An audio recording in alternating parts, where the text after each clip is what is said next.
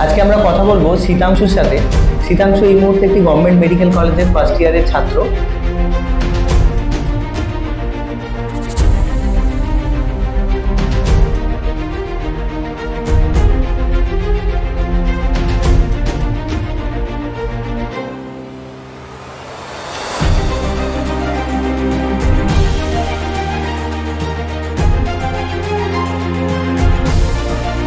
আজকে আমরা কথা বলবো শীতাংশুর সাথে। শীতাংশু এই মুহূর্তে একটি গভর্নমেন্ট মেডিকেল কলেজের ফার্স্ট ইয়ারের ছাত্র। তো শীতাংশুর থেকেই জেনে নেব যে ওর এই ডাক্তার হওয়ার জার্নিটা কিরকম ছিল। তো শীতাংশু, তুমি যদি বলো যে তোমার এই আজকে তুমি এখন ফার্স্ট ইয়ারে আছো, একটা গভর্নমেন্ট মেডিকেল কলেজে আছো, তো তোমার এই জার্নিটা কিভাবে শুরু হয়? তোমার উচ্চ মাধ্যমিক কোন ইয়ারে হয়? আমার উচ্চ মাধ্যমিক হলো 2021-এ উচ্চ মাধ্যমিক দিয়ে সেই বছরে আমি নিট দিয়েছিলাম রানিং ইয়ারে। তো সেই বছর আমার নিটের মার্কসটা খুব কম এসেছিল।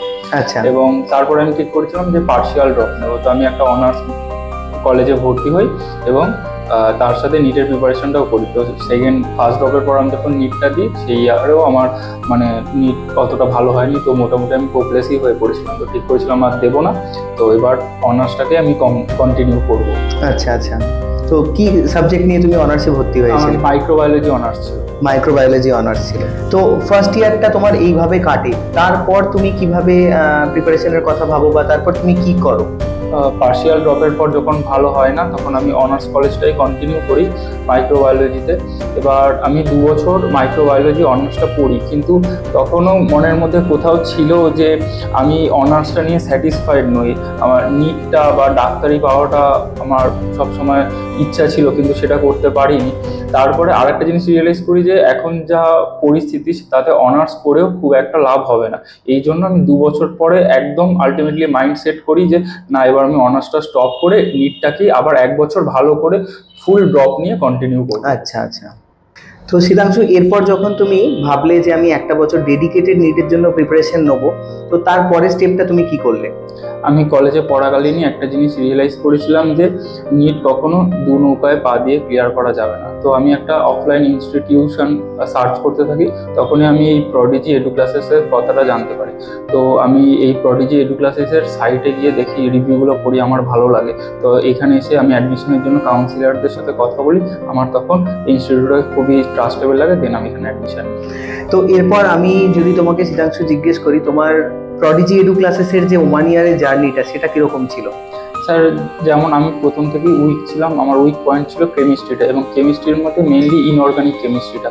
এবং আমি প্রডিজি এডু ক্লাসেসে এসে টিচারদের সাথে ওইভাবেই কথা বলি যাতে আমার কেমিস্ট্রিটা বেশি করে ফোকাস দেওয়া হয়, এবং আস্তে আস্তে আমার কেমিস্ট্রির মার্কসটা ইমপ্রুভ হয়। এবং সেটার রিফ্লেকশন আমি যখন প্রডিজির মক টেস্ট দিতাম, তখন সেখানে সেই মার্কসে তার রিফ্লেকশনগুলো আসছে। এবং একটা সময় আস্তে আস্তে আমার ফিজিক্স, কেমিস্ট্রি, বায়োলজি তিনটেতেই মার্কস আস্তে আস্তে ভালো হতে শুরু করে। কিন্তু কোথাও তারপরে মনে হতো যেহেতু আমার ড্রপ ইয়ারটা একটু বেড়ে গেছে, টেনশন হতো, ভয় লাগতো যে কী হবে এই ইয়ারও যদি সিলেকশন না হয়। তখন এখানকার যে স্যাররা ছিলেন তারা খুবই মোটিভেট।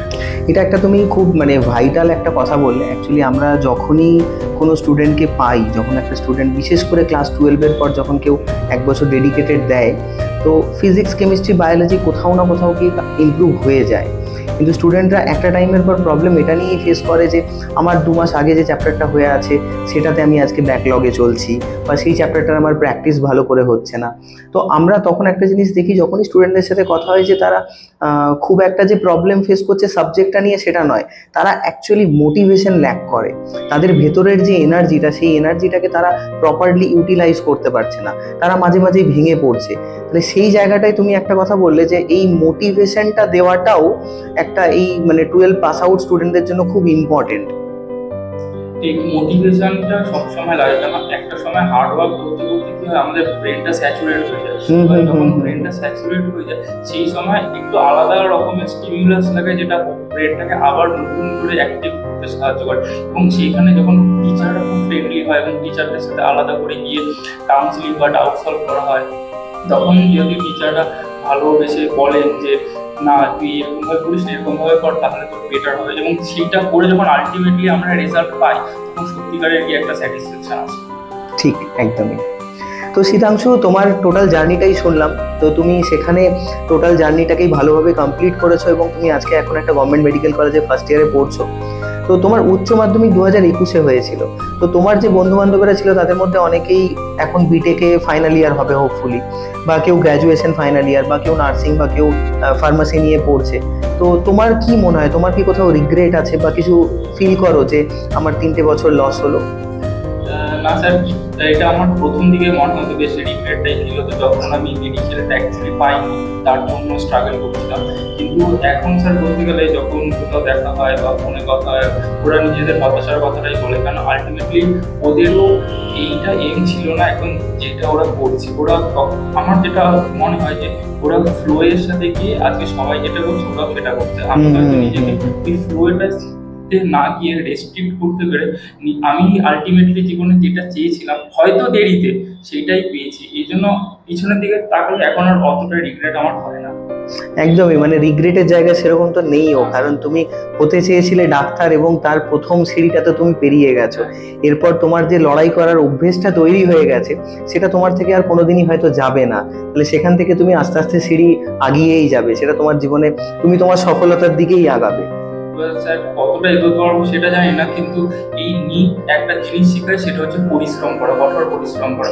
এবং যেটা করতে পারে, এবং আমার মনে হয় ডাক্তার একটু কঠোর পরিশ্রমটা, যতটা কঠোর পরিশ্রম করবো সেই হিসাবে সাফল্য আসবে, কতটা আসবে জানি না, কিন্তু আমি আমার হার্ডওয়ার্ক করে তুমি তোমার বেস্ট দাও, ডেফিনেটলি তুমি তোমার সাকসেসের শেষ শিখরে তো তুমি পৌঁছাবেই।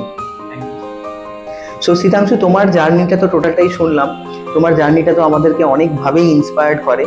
তো কামিং জেনারেশনের যে স্টুডেন্টরা আছে তাদের উদ্দেশ্যে যদি কিছু বলো।